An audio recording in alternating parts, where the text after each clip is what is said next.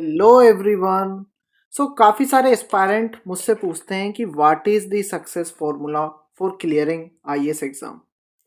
काफ़ी सारे लोग इसको बताते हैं कि आपको टॉपर टॉक देखनी है, काफ़ी सारे स्ट्रेटेजी वीडियोस हैं और काफ़ी सारी कोचिंग है जो आपको सक्सेस फॉर्मूला बताती है। बट यहाँ पे मैं आपको बताऊंगा कि कैसे खुद यूपीएससी आपको बताता है success formula for IAS exam.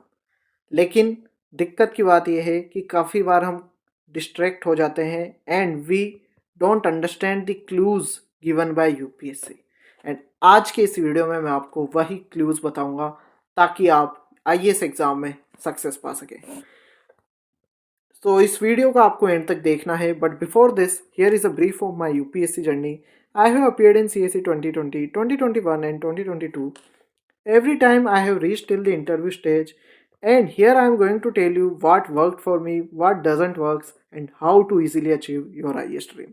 And everything here would be completely based on my practical experience, and यहाँ पे कुछ भी theoretical नहीं होगा.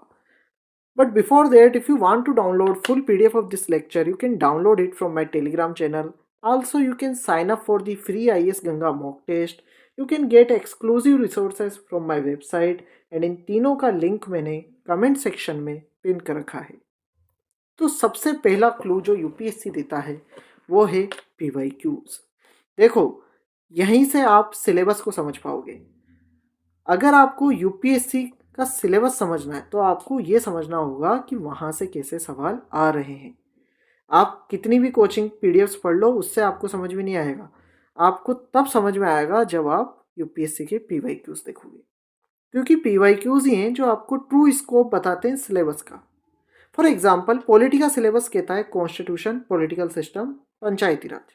अब ये लाइन पढ़ के आपको समझ में नहीं आएगा, लेकिन जब आप इसके रिलेटेड पीवाईक्यूज देखोगे तो आपको समझ में आएगा कि आर्टिकल्स इंपॉर्टेंट है, अमेंडमेंट इंपॉर्टेंट है, सुप्रीम कोर्ट की जजमेंट स्पेशली आर्टिकल 1921 से रिलेटेड जो जजमेंट्स है वो इंपॉर्टेंट है, फेडरलिज्म इंपॉर्टेंट है, शेड्यूल्स इंपॉर्टेंट है। तो फिर आप इन पीवाईक्यू के बेसिस पे इस सिलेबस की लाइन को टारगेटेड वे में पढ़ पाओगे।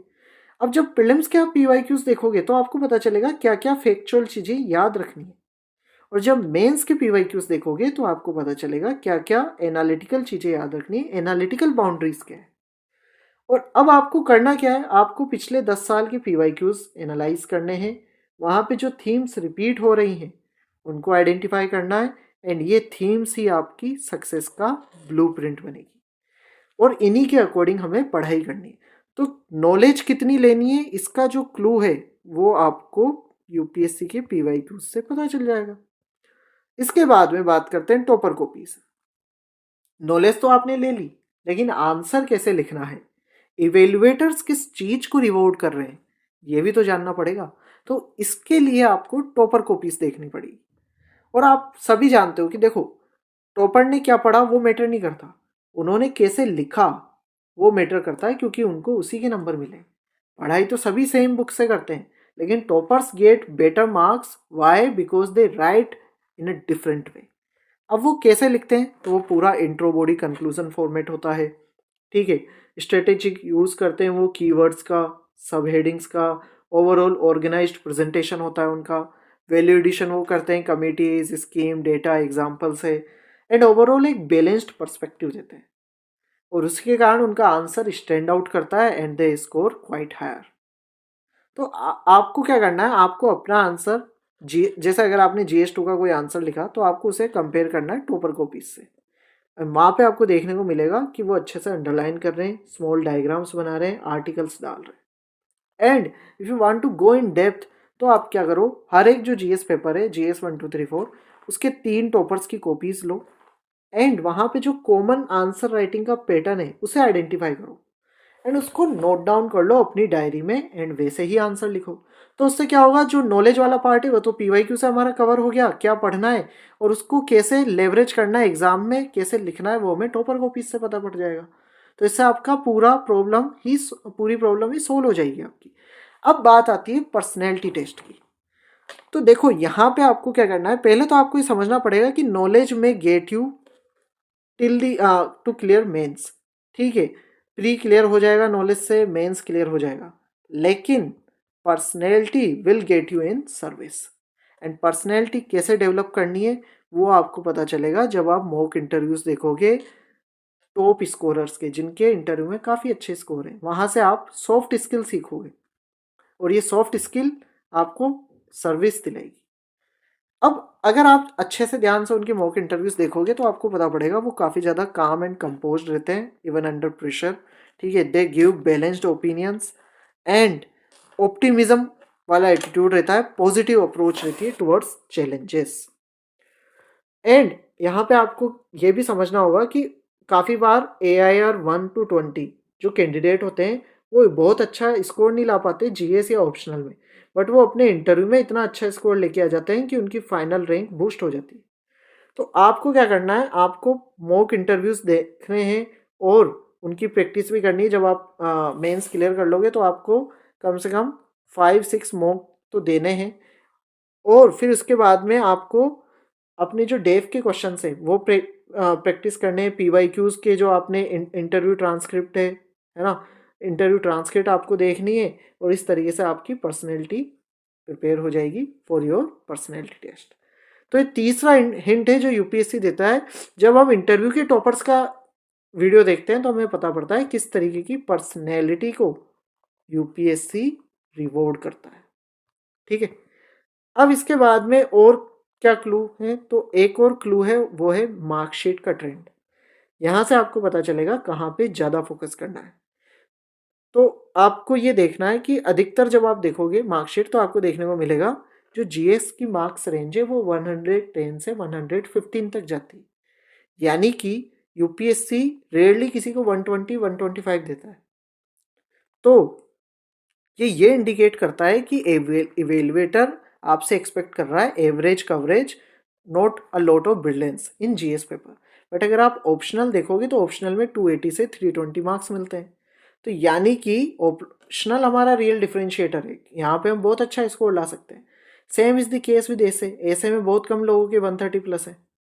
तो अगर आपने 130 प्लस लेकर आ गए आप ऐसे में, तो आप काफ़ी अच्छी रैंक अपनी बूस्ट कर सकते हो।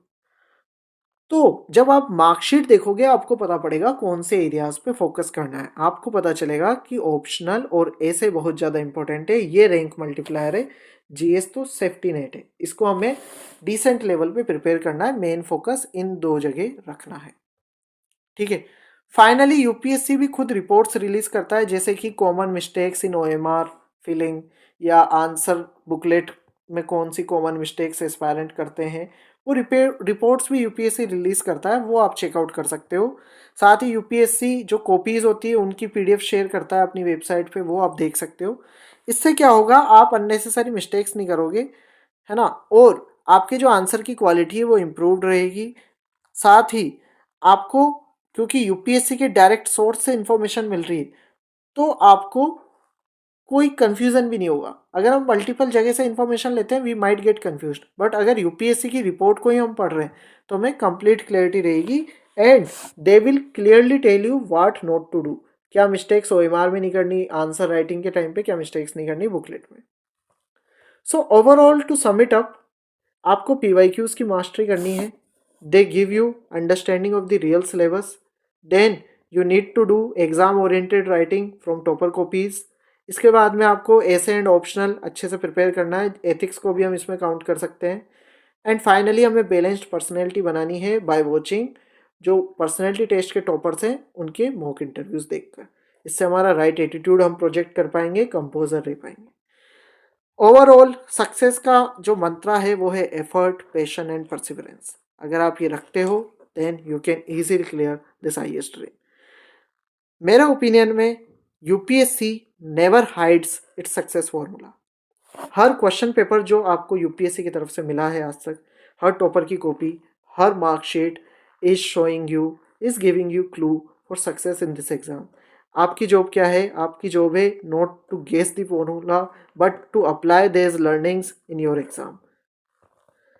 आप बताओ आपको इन क्लूज में से जो मैंने बताया कौन सा ऐसा क्लू है जो सबसे ज़्यादा इंटरेस्टिंग लगा, सबसे ज़्यादा यूज़फुल लगा वो मुझे कमेंट सेक्शन में बताइए। इसके अलावा आपको क्या लगता है और कौन से क्लूज़ है जो यूपीएससी हमें देता है for cracking this exam.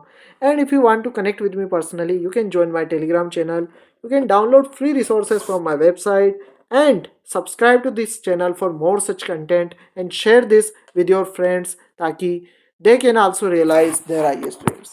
All the best for your UPSC journey.